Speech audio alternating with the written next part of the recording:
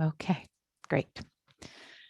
So, a warm welcome to all of you, wherever in the world you are, joining this moment.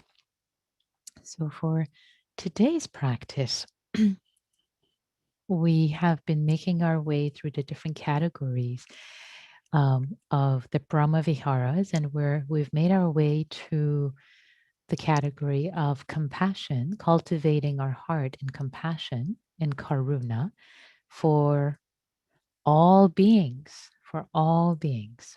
So I'll say a couple of words about this particular category. So this category, actually similar to all categories, they're aspirational. Because sometimes it can feel like, wait, all beings, wishing all beings to be free from suffering and be well, that's impossible. Of course they suffer. So it's not the idea that you are going to wish them well and that they will be well.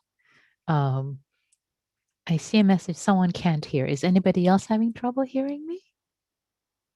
No, everybody else is not having trouble. So I think it might be on your end. So just continuing with that. So this is similar to the aspiration, to the bodhisattva aspiration. So the bodhisattva vow, um, which is something like beings are numberless. I vow to save them, fully well knowing that you can't save every single being. It's inconceivable, right? So to even taking that vow, our perception needs to shift. It's it's aspirational. We are doing this in order to cultivate our own heart, not that every single being will be saved or every single being will be free from suffering, but you're cultivating your heart in this case, in the wish for every being to be free from suffering, to be cared. So it's training our own heart. It's without attachment to outcome that yes, every being will be happy because the outcome is beyond our control. Whereas what is within our control is the cultivation of our heart. So this practice of wishing well, of cultivating compassion for all beings everywhere, is an aspiration of cultivating our heart in kindness, in goodness. Okay? Does that make sense? Give me a nod if you're with me. Yes. Okay. All right. I'm seeing lots of nods and I don't see every single one of you. But okay. So with that aspiration of cultivating our hearts for wishing well for all beings, knowing fully well that yes, there is suffering in the world, there is pain, there is sadness, and we're not empowered, this one person, to take it all away, to make it all better. But that's not the object. It's about us cultivating, us turning our hearts into the goodwill. May that be so. May that be so. Fully well knowing that it's not possible, but may that be so. That is our wish. That is our intention. All beings, no one left out, not just these beings, but not those other beings, the ones that are this shape, but not those other shape. No, all beings, may all beings be well. So that's the idea here. So with that, let go of all the words. Too many words. Let's practice, first of all, with settling,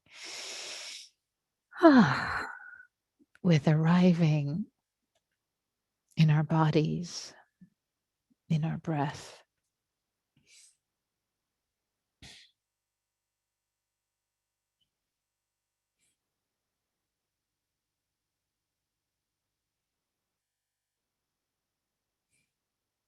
arriving, landing,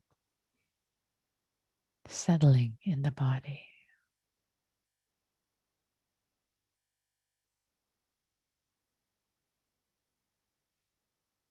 Letting go of any tension, any tightness.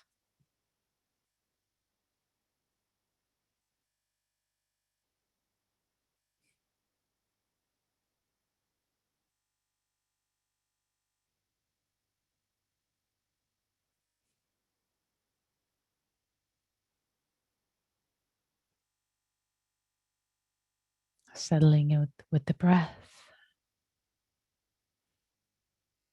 and the body relaxing, relaxing, softening, intimate with each breath.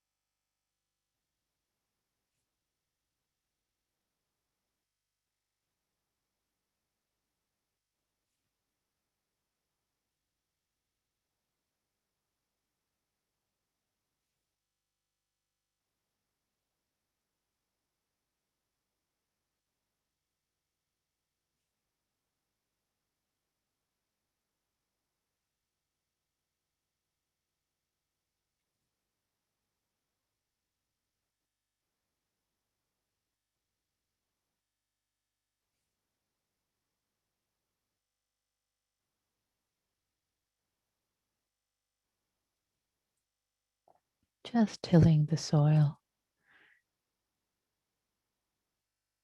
First, settling, arriving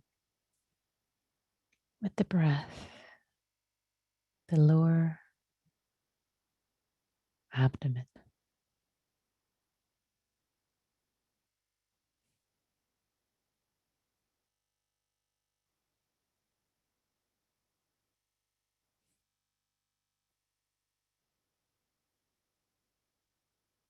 Greeting this body and whatever is present.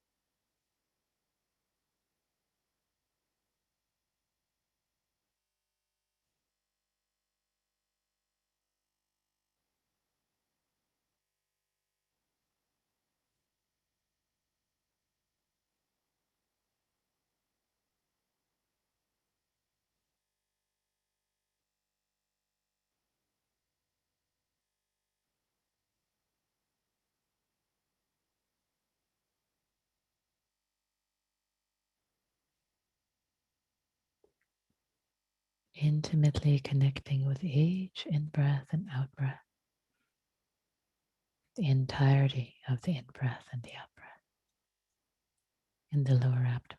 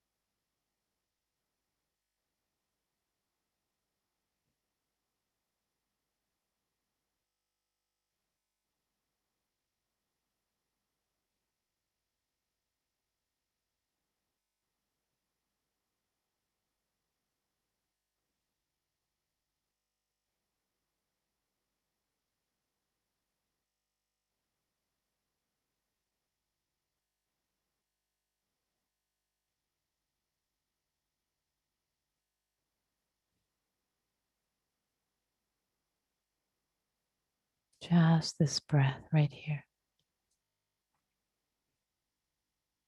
Not past, not future, right here, right now.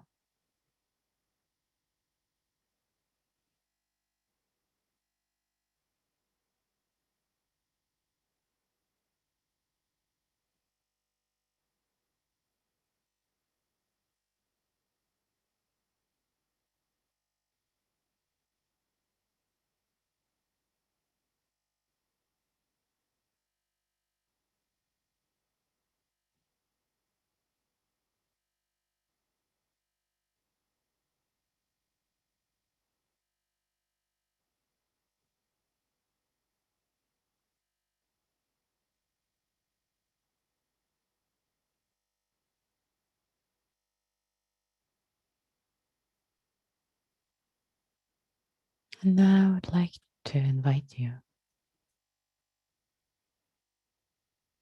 as you breathe, as the breath is received in your lower abdomen, in your chest, your heart center, proverbial heart center. As each breath is received, inhale and exhale,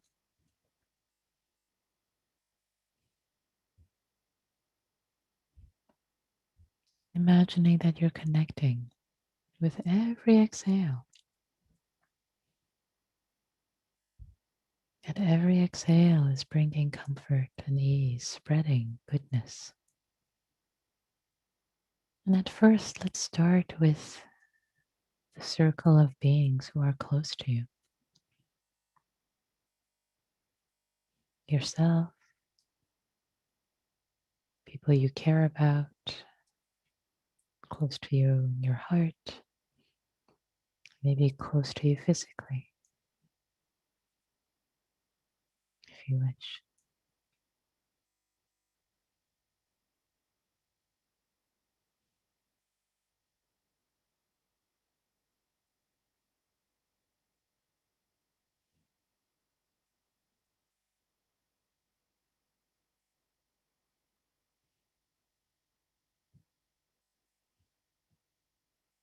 knowing fully well that everyone that you're considering in this moment, yourself and the beings who are close to your heart, they all have, you all have, we all have challenges in our lives. Some stress, some difficulty,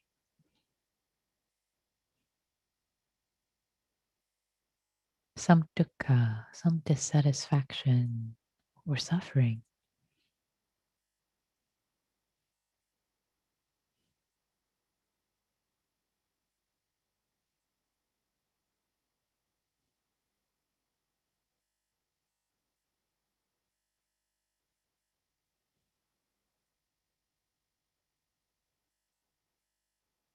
And with each breath, with each out breath, wishing ease and comfort, freedom from this suffering.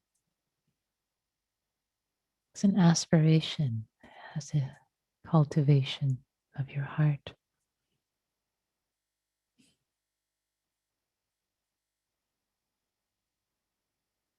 May all of us be free from pain and sorrow, from difficulties. May we have peace. May we have ease.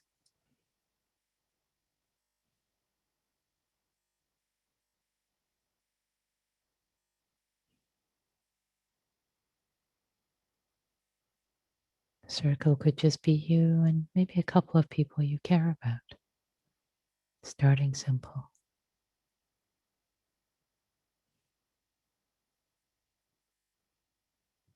Or a couple of pets included. It's all good.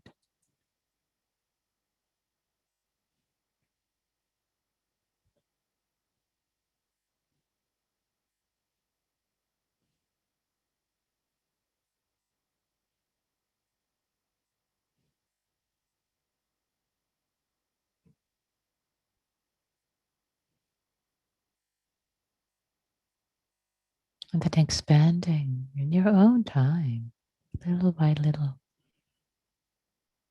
as if your heart shining goodness, shining goodwill, warmth, good wishes, well being.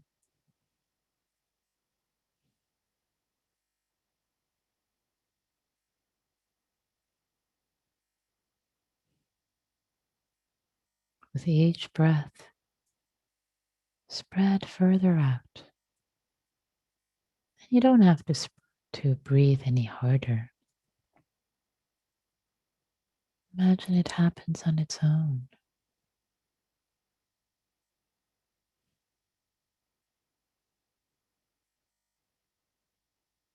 The light of your heart, this goodwill gets shared.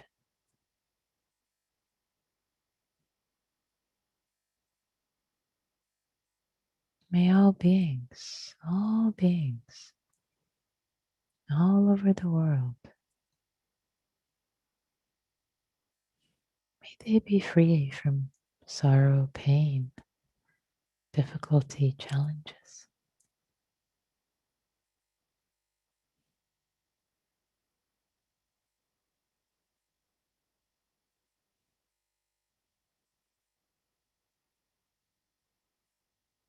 All humans,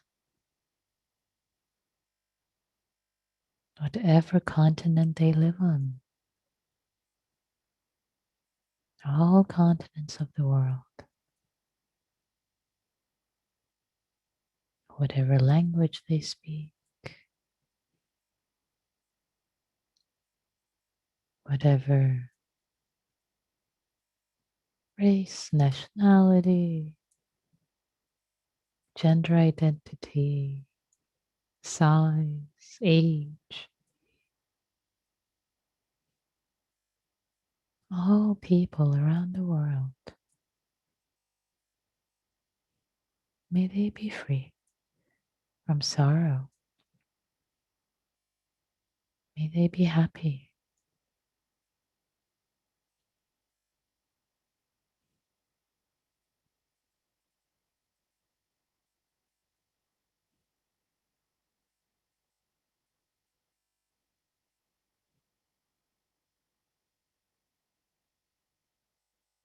May all beings who fly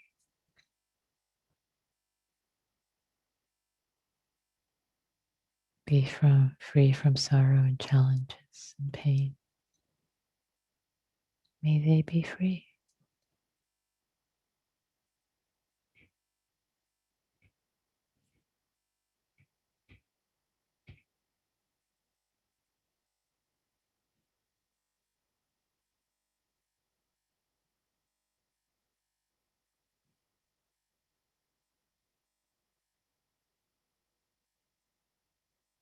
May all beings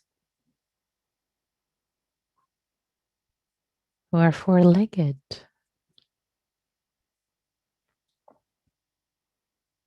may they be free from challenge, difficulty, pain. May they be free. May they be happy.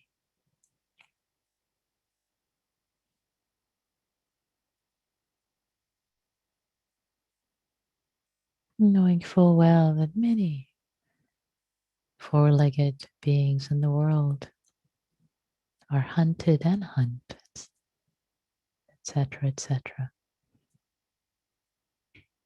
Knowing that challenge is a part of life and cultivating our heart for wishing them well, wishing them freedom from challenge, pain, difficulty, fear.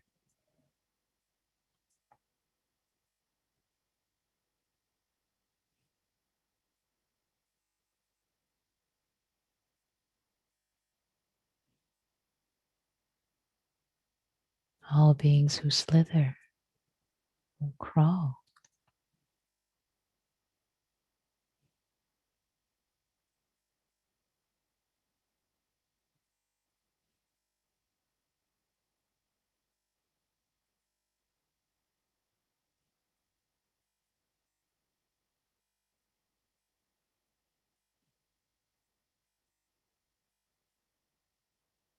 all beings born and yet to be born.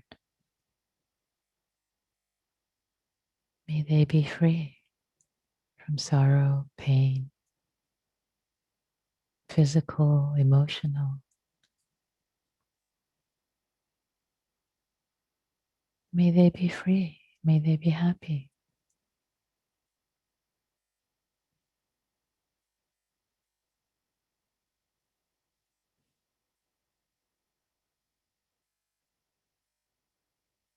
Beaming your goodwill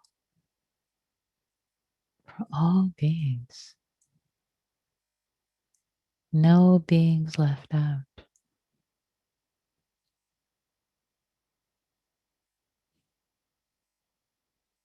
Cultivating breath by breath goodwill and kindness, a heart of goodwill and kindness.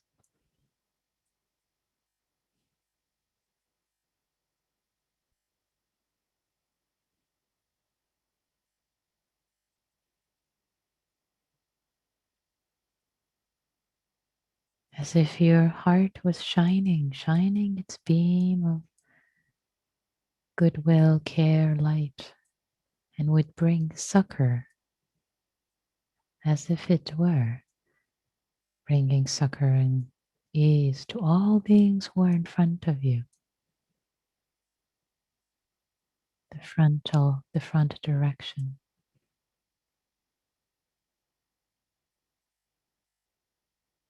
Numberless beings.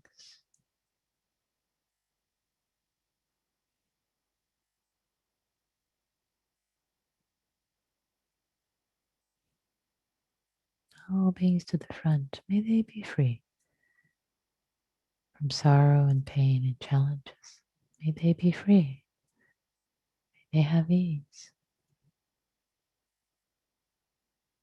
All the beings to the right side.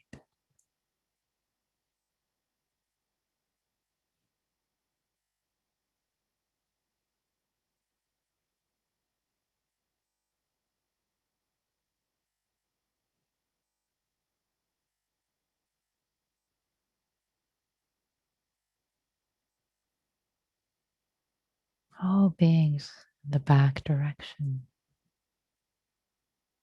All beings in the back direction. The beam of light, of goodness of your heart shining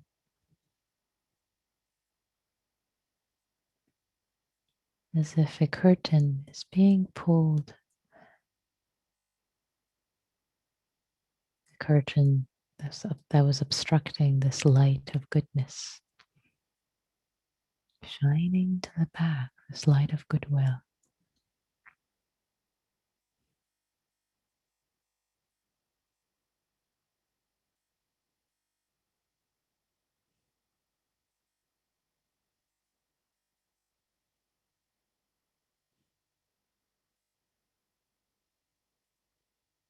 To the left direction, the curtain pulled back. Now the light shining, this light from your heart. There's nothing you have to do. It's already there, shining, wishing well. May all beings in this direction, may all of them be free from sorrow and suffering. And to the upwards direction, removing the curtain on top, letting it shine upward. All the beings seen and unseen.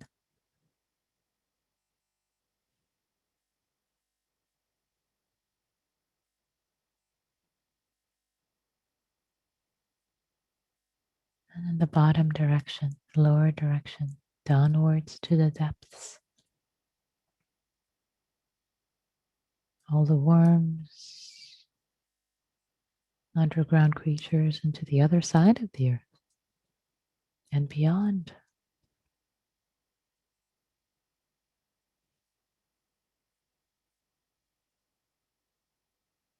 Your heart shining in all directions, this light of goodwill.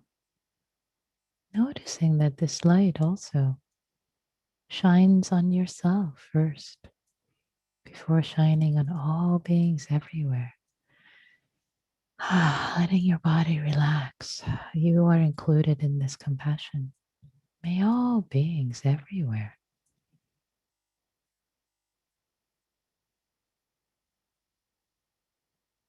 be free from sorrow and pain and difficulty. May they have ease. May they have goodness.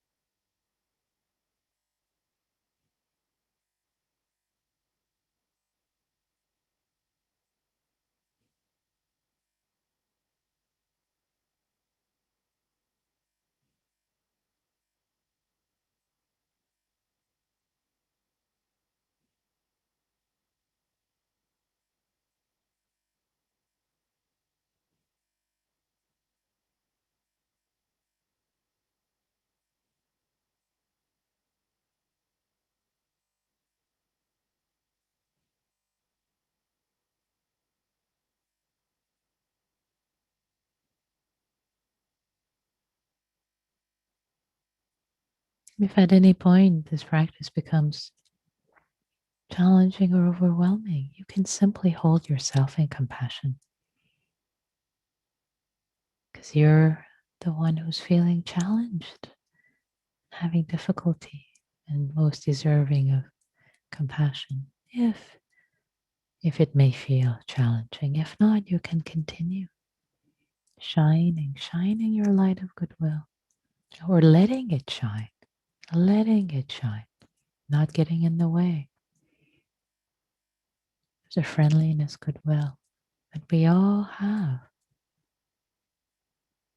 available in us.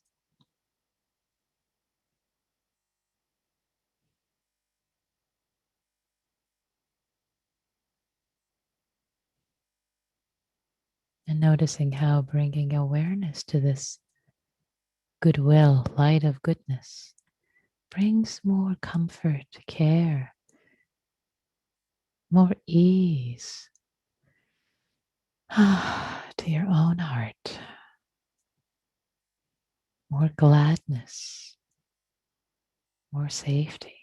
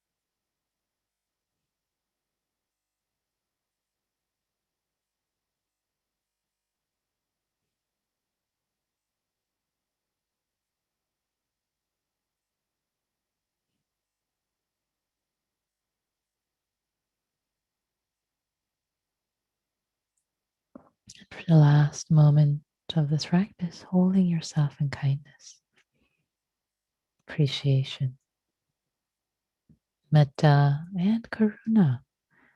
If this was challenging, also appreciating whatever arose or did not arise.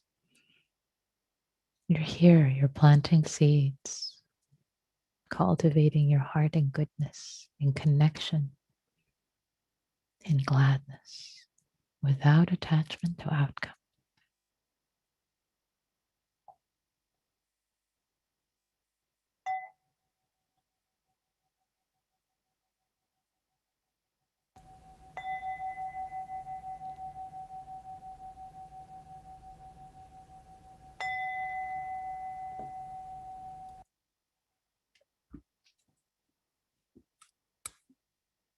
Thank you all for your practice. Hmm. Would love to invite you if you wish to share any reflections, questions, comments, challenges, complaints, especially if you haven't shared in a while. You can raise your hand um, using the raise hand function or type in chat if you wish.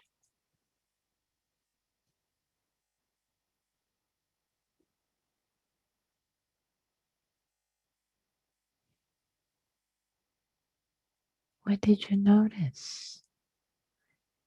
And knowing that by sharing your wisdom, you're supporting the whole Sangha with your questions, observations, if you wish.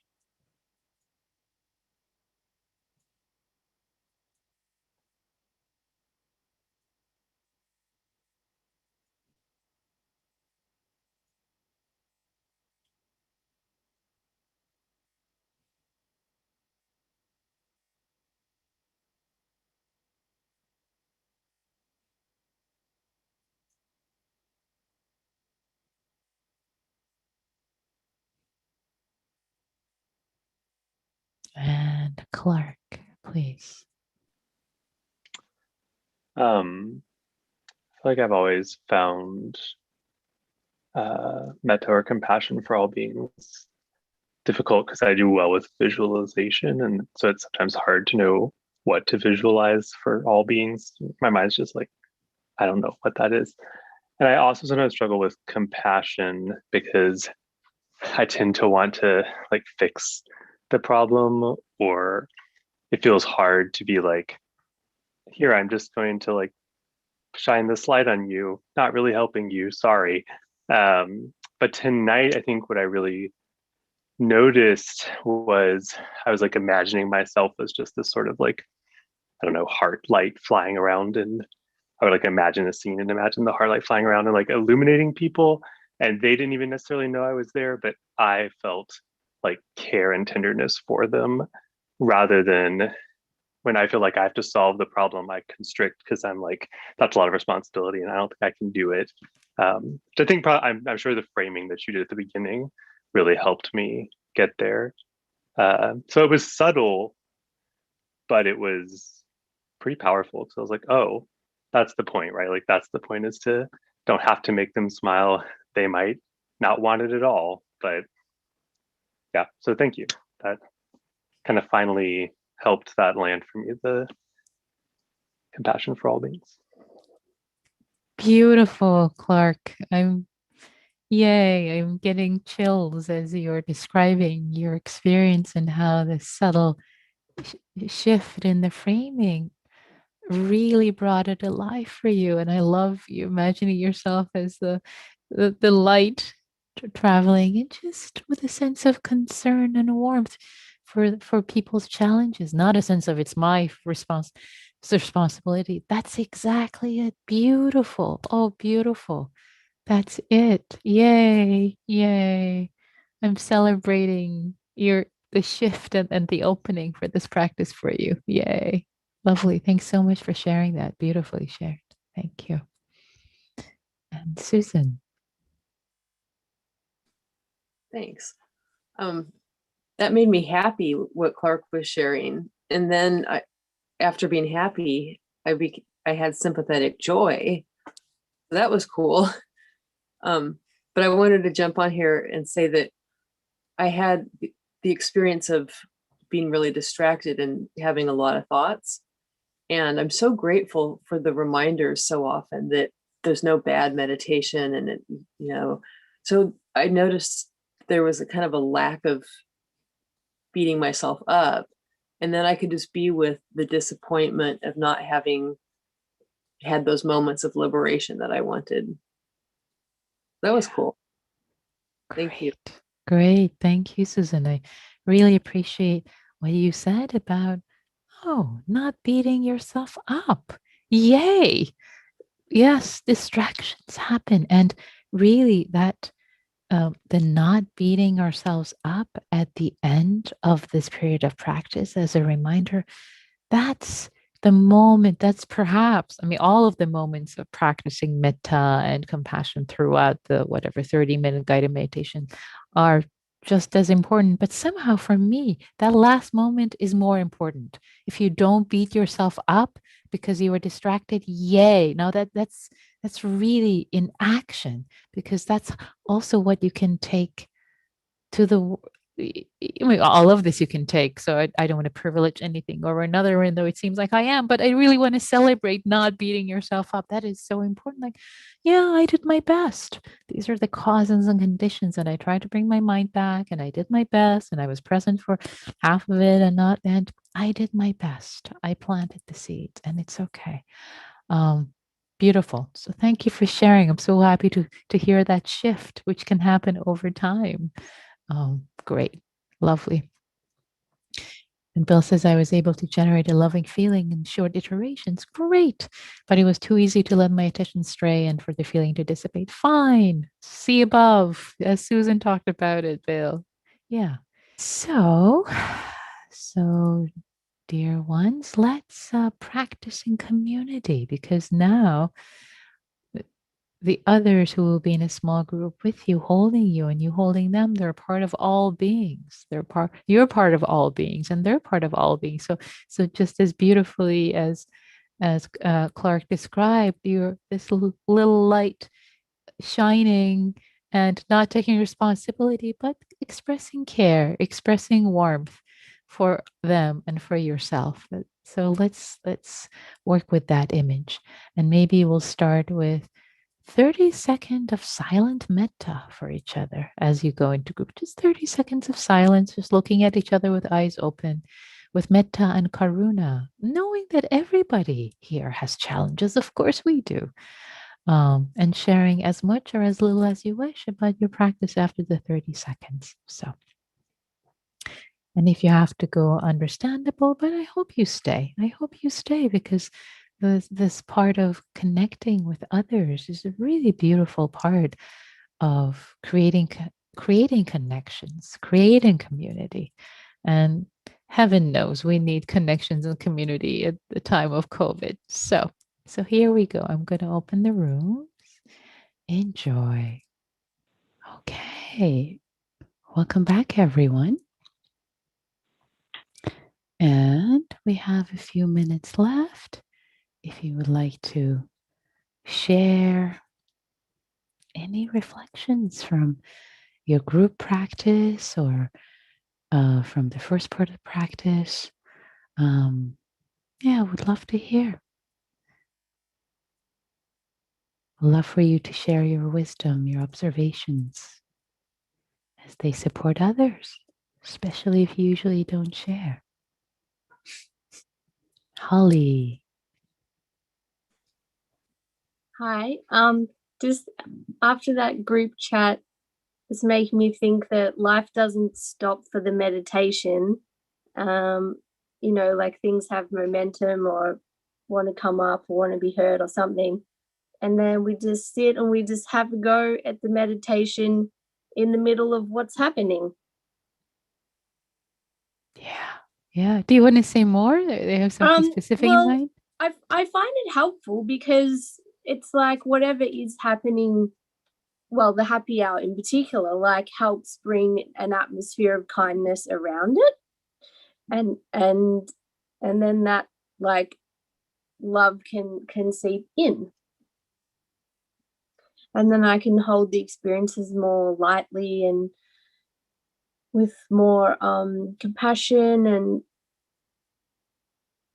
and get a bit of distance from it, maybe. Like it's not so like coming from inside and like dominating my whole experience, but it's my experience is like wider and it's one thing that's happening. Yeah, it seeps through. Yeah, I appreciate what you're saying, and Emily is agreeing with you in chat.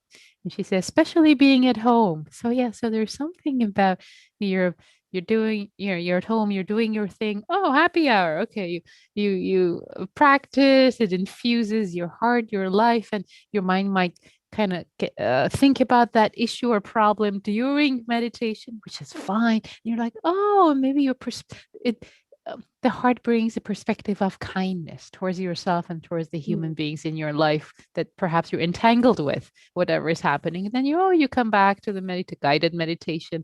And then when you leave, the happy hour is like, oh, there might be a slightly different perspective. It has seeped through your life. Yes, that's what I'm hearing. Yeah, lovely.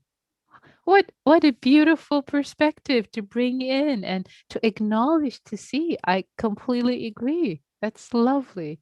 That can be the advertisement for happy hours. Let the kindness seep through your life. That's lovely. Brilliant. Thank you, Holly. My pleasure. And Jerry says it was helpful in the group chat to hear how active listening to others is in itself a way of reducing suffering. Thanks. Oh, beautiful. Yeah, thank you for raising that. Anything else you want to add to that, Jerry? Oh, let me ask. Hold on. I need to. There. Now try it. Okay. So I was thinking, I had commented in the group, I'll speak to myself, but how I was wondering how when people die, I know you had mentioned about when people die that acceptance of it is natural, but still people are suffering. And I guess I was questioning, how am I helping reducing suffering when someone is dying and grieving profusely? So I was relieved when I heard the comment of the group about, well, that actually just by listening, active listening could be a form of reducing suffering. And Yeah. because I was feeling some pain that I wasn't doing enough. So. Yeah. I appreciate you raising that, and I want to highlight it some more as you've highlighted, and your group has wisely highlighted that the act of just listening can be so healing. We underestimate how healing and supportive that can be. Not jumping in fact, trying to jump in to fix or give advice can be painful. I mean, earlier today, I was with someone dear to me who's going through a really difficult time, and I just sat and listened. I just touched her knee and just listened and just listened. I said, yes, agreed, but just it wasn't my role to give advice, do this. It just listened. And that seemed, I could feel their nervous system kind of relax and mind relax and just kind of, just listening. So thanks for raising that, Jerry. Welcome. So, dear ones, we have come to the end of another happy hour together. I want to thank you all for your practice. You do this practice not just for yourself, but for all beings whose lives you touch, directly and indirectly. May all beings be happy. May all beings be free, including ourselves. Thank you all.